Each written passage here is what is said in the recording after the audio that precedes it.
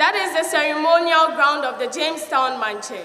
But holding a public event outside the chief's palace did not remind these politicians that civility is still a cherished value in the Ghanaian society.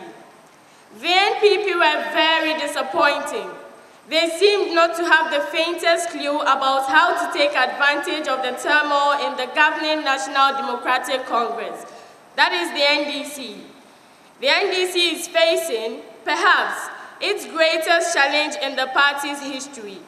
In recent political history of Ghana, it is the most injured political party going into an electoral battle. Greed and the insatiable quest to outdo one another in control of the party have left the party suffering from serious internal bleeding, though some of them are quick to downplay it. They claim it is a normal disagreement within every human institution. As a formidable opposition that is hungry to recapture power, the NPP could have concentrated on what they could do better than the NDC. Why Ghanaians should see them as an alternative, instead of mounting the platform to insult, vilify, and defame their opponents. Some of them openly insulted the President of the Republic, and those insults would later be splashed on the front pages of tabloids and ignite useless and unintellectual debates on radio and television. Sometimes our politicians take us for granted because they don't feel obliged to tell us what we need to know when they mount campaign platforms. It is perhaps the reason why Nana Akufo-Addo was caught fumbling when he appeared on Stephen Tucker's Hard Talk program on the BBC. Otherwise, how would he not know how much the free senior high school program he promised would cost when he campaigned with the same policy in 2008? I cannot tell whether it was by mere coincidence that the NDC also chose Manche Agbona as the venue for their first rally ahead of the 2012 elections, or it was a deliberate attempt to use the same venue to showcase a bigger crowd than the NPP. What I can say for a fact, however, is that the NDC rally was a reenactment of the NPP's mess some 3 weeks ago. It was like the same crowd and the same speakers, but this time in different colors and shades. I was not surprised that they adopted the same format. The NPP and NDC are tarred with the same brush. What shocked me, however, was President Mills's address. The president, who is also the NDC's flag bearer, sat through and listened to his party leaders, ministers and MPs and parliamentary candidates insult and vilify with impunity. When it was his turn to address the audience, he said what would become the headlines, and I quote, "Those who have nothing to show for their existence and for their life on this earth will only resort to two things, lies and insults." Well, if the president meant what he said, and he did, everybody was sure he was directing the statement at the opposition NPP. But if his party men and women who appeared so intoxicated with the crowd really thought through the president's statement and what they had done, they would have felt insulted that they had nothing to show for their lives and existence on earth. Take, for instance, the NDC's General Secretary, Mr. Johnson Asiedun Ketia. His remark about why the special forces were created was very thoughtless and unfortunate, to say the least. Any intelligent person who listened to him would conclude that the special forces were created by government to deal with opposition elements who would misbehave during the elections. This does not portend well for the peace of the nation. Issues of security should be left to the security agencies. The Minister of the State said this at the rally, which was aired live to millions across the country and the world. The most disappointing, however, were the parliamentary candidates in the Greater Accra region who were introduced. They were given brief moments to say something. On an enlightened campaign platform, this is the moment to say something that will stick with the voter. But almost all of them decided to sing. Ras Mubarak, the parliamentary candidates for Ablekuma North, made sense when he reminded the party about Vice President John Mahama's Sika, Taka and Gangale, the story of unity. Unity should have been the worry of the party, especially when the wife of the party's founder is rumored to be breaking away to form her own party. The parliamentary candidates for Ablekuma South and Minister for Information, Mr. Fritz Bafwa, was the most shocking of all. He mounted the platform and instructed the audience, "When I say hey, respond hey.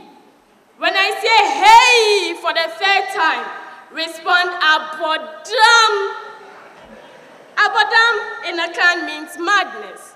That is, perhaps, the most appropriate description of what transpired at Manche Agbona when the NPP and NDC took turns to tell Ghanaians why we should elect them into office.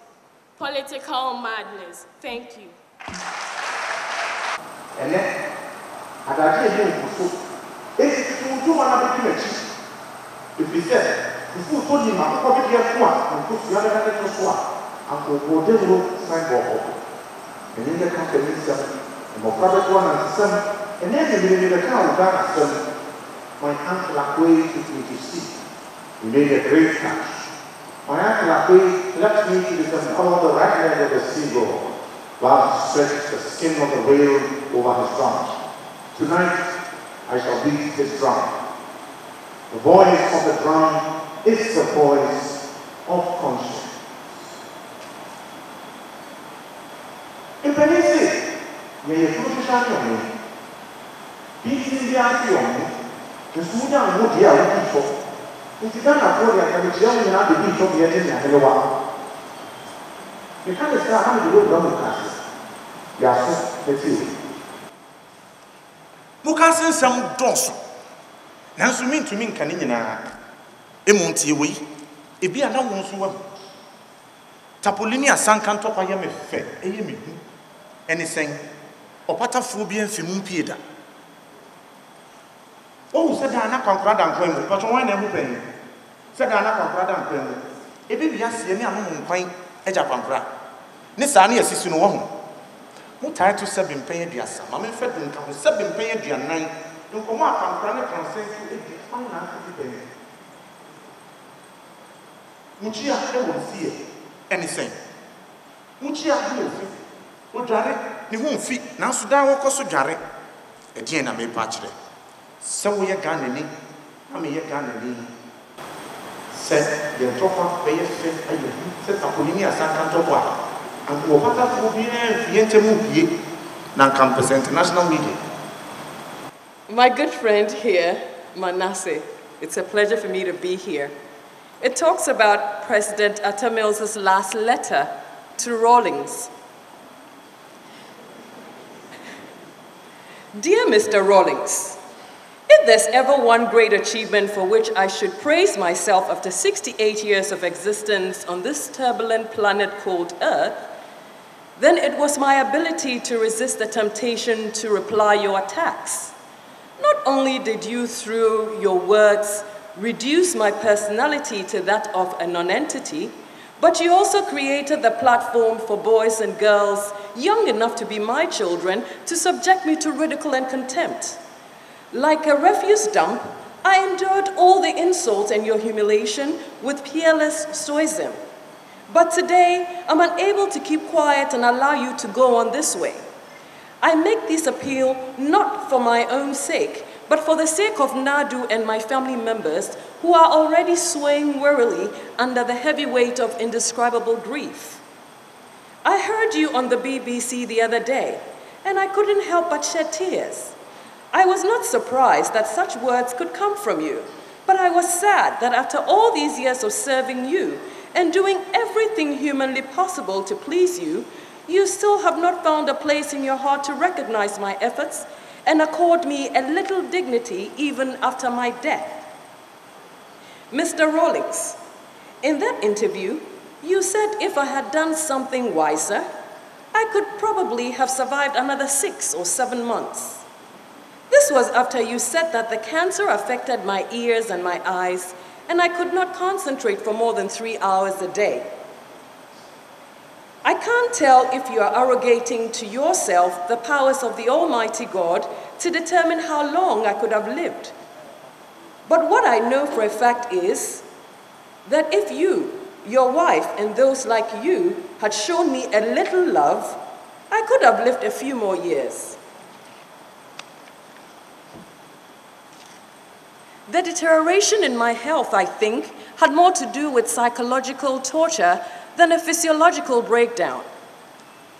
Any healthy person put in my shoes might not have survived after a few months of going through the hell you created for my presidency.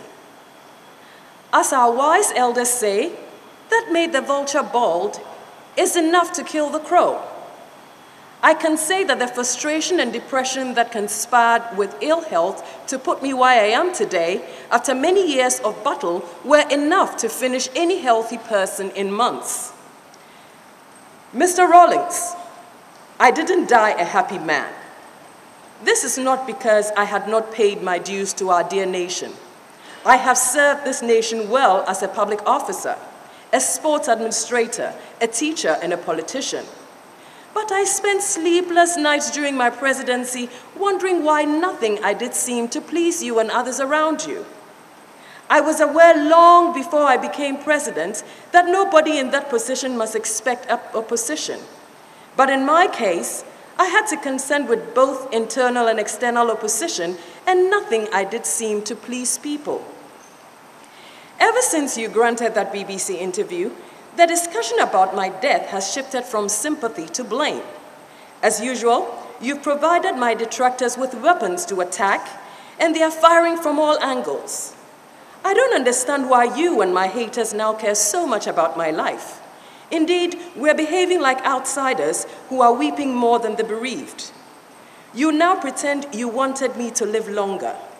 Are you disappointed that you will not have the opportunity to torment me anymore? I must tell you, I have no regret going at the same time that I did. I believe the Lord I serve knew it will happen. He also permitted it to happen. His ways are not our ways, and his thoughts are not our thoughts. I know everything happens for a reason, and Ghana has more to gain than those that lose from my demise. In the first place, my death brought about unity and has poured cold water on the tension that was hitting its climax in the run-up to the 2012 elections. It is also the best thing that has happened to the NDC in recent times.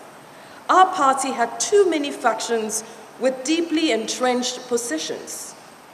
So dangerous was this, that if I had refused to contest the primaries, the party could have been torn to shreds. But I think the party is now stronger than it at any period since we reclaimed power.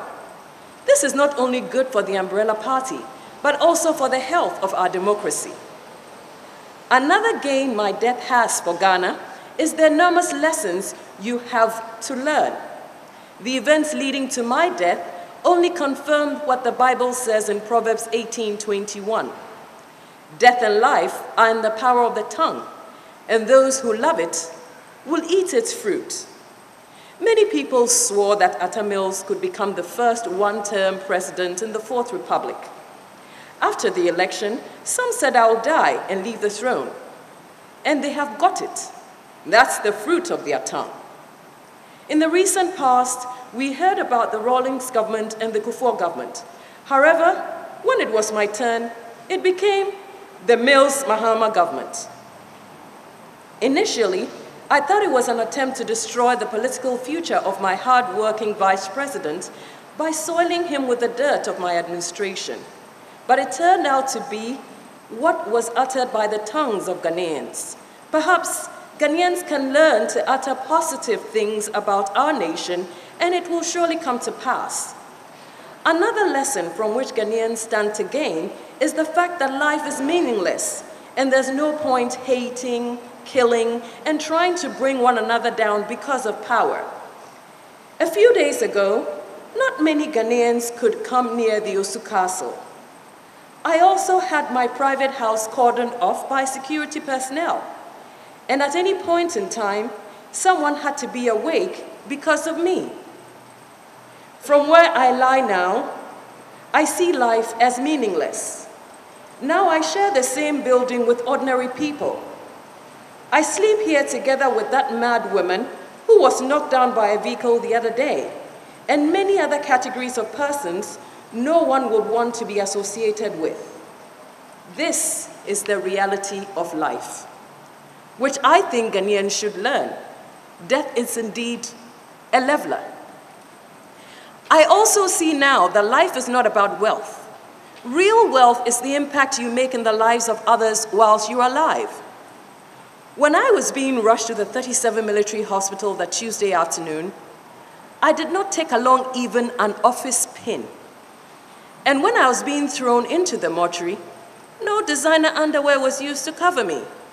Here I am, cold and naked.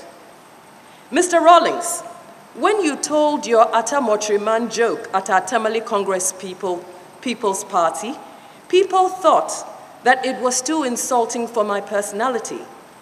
But all of a sudden, I'm in the hospital of your story and in the hands of a mortuary man who utters disdainful words. His Excellency John Evans Atta Mills was my name a few days ago, but the mortuary attendant contemptuously refers to me as the body. I don't know how much my ex gratia would be, but what I know is that no pesua would ever get to me. All is vanity indeed. Mr. Rawlings, I see life differently now, and I think instead of spending the rest of your life to vilify me, you can do yourself a favor by learning from my life and death. No one will turn into a stone with age. Everyone is bound to go. That is certain. What is uncertain is where, when, and how we shall go. Yours may be better or worse than mine, so be moderate in your attacks on me. You don't know your end. When I got to the office that Tuesday, I didn't know that before sunset, I would cease to be the president of Ghana. Whether I lived longer or not, the end would have come one day. But as I have stated, I have no regrets. I lived my life for humanity. I wanted to see others happy and did the best I could to bring myself to the level of the ordinary person. But the quest to demonize me clouded everything I did.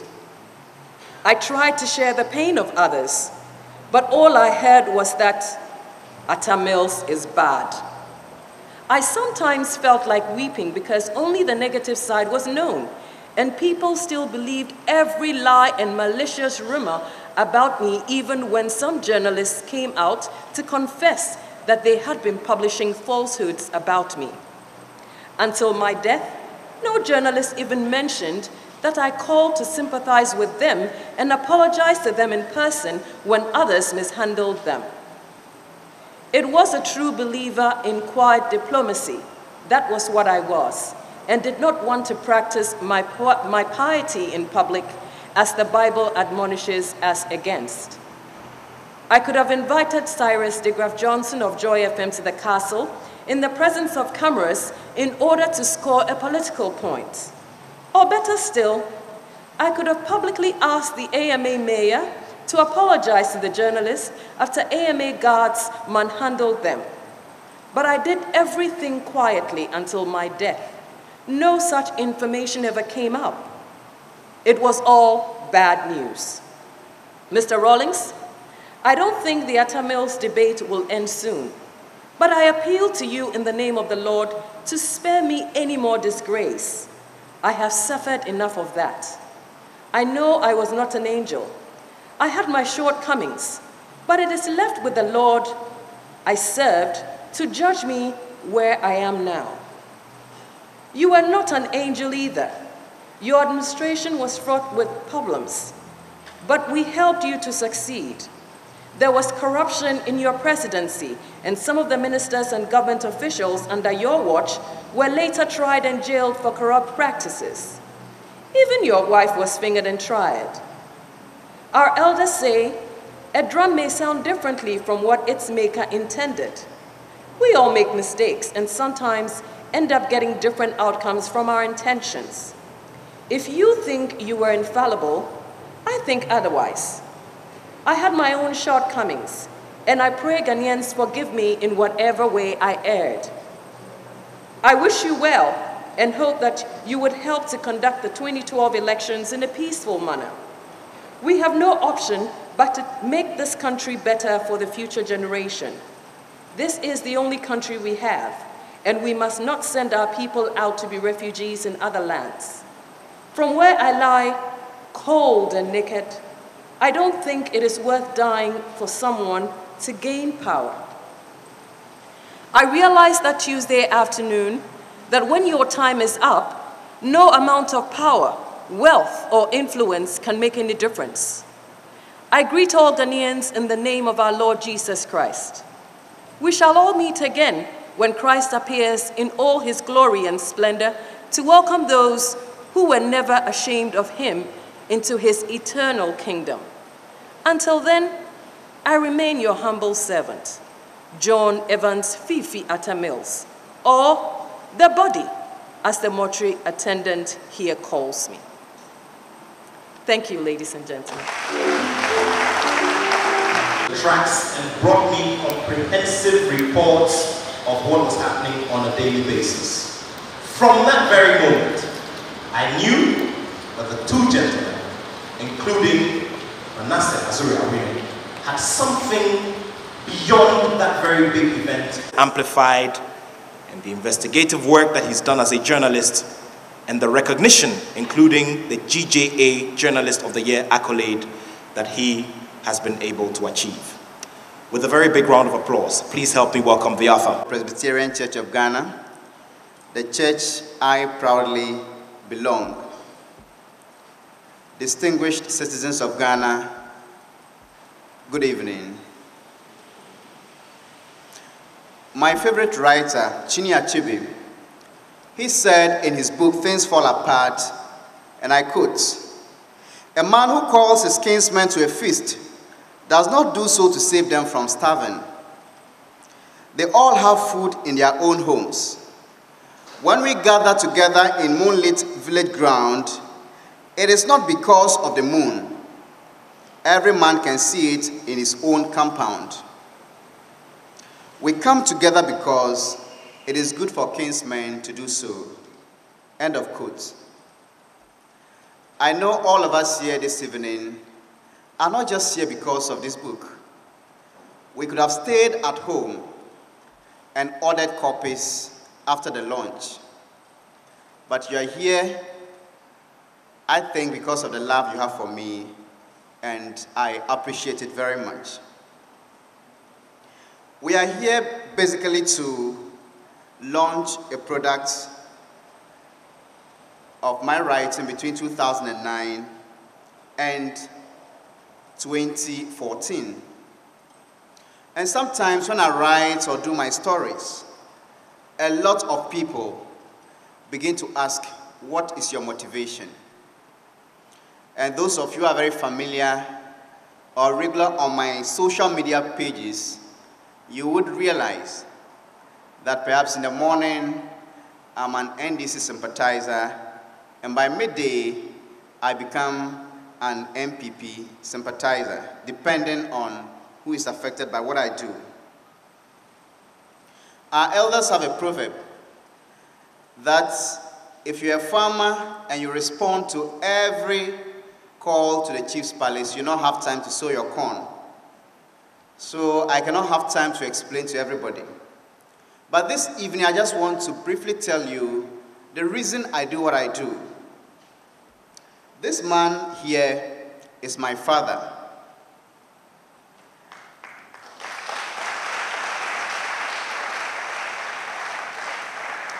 A lot of you have read my articles and sent me feedback.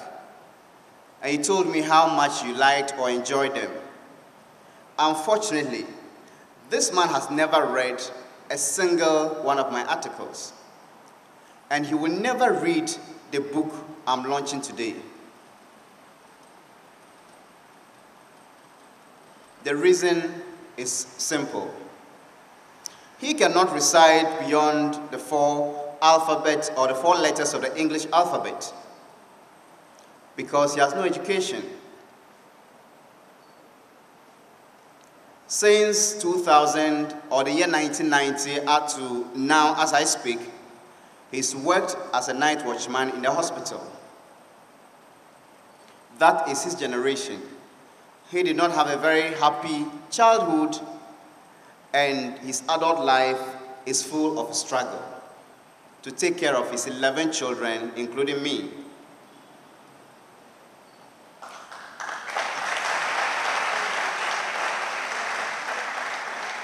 When we were young, he used to say something that even if I will walk naked in order to educate my children so that they don't become like me, I will do. And today I'm proud to say he has no BEC certificate, but he's produced 2 master's degree holders, a degree holder, and 3 HND graduates.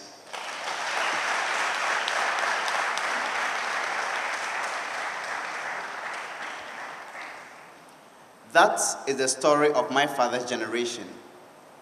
Now to my own generation. I, like him, did not have a happy childhood. Before we moved from Bongo to Karachi, there were days we would wake up without knowing where our next meal would come from. And I remember when we came to Karachi, the children in the area were teasing my twin sister and I that the new children who have come to Mr. Awuni's house have very protruded bellies. It was years later that I discovered we were suffering from the protein deficiency disease called kwashiorkor.